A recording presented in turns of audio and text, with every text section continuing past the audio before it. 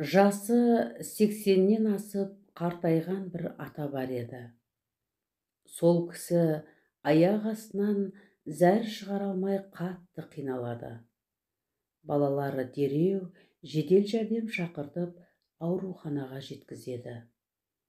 Тәжірибелі дәрігер ойланбастан іске кірісті.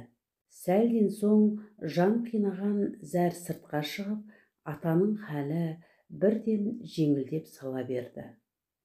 Балалары дәрігерді жан жағынан қаумалап, алғыстарын жаудырып, мақтап жатты.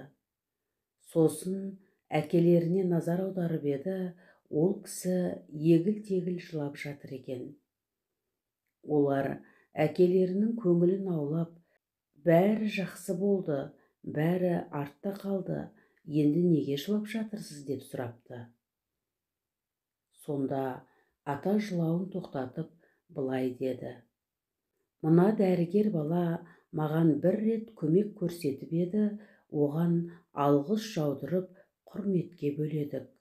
Оның қадірі мен орнын түсініп қалдық. Ал Аллах тағаланың маған 80 жыл бойы жеңілдік жасап келгеніне ойланбаппын. Осыншама уақыт бойы өзінің жомарттығы мен кеңшілігіне сай ешқандай отасыз мұқтаж қылмай, өз қажетімді өтеуге мүмкіндік беріп келіпті. Аллахтың қадірін осы уақытқа дейін сезінбей келіппін деді. Расында, Аллахтың нығметтеріне бойымыз үйреніп кеткені соншалықты, егер бізден біреу халымызды сұрай қалса, жаңа ешнәрсе жоқ деп жауап қатамыз. Нығметтерді үздіксіз пайдалана отыра, есен саулықтың жаңарып отыратынын сезінбейді екенбіз.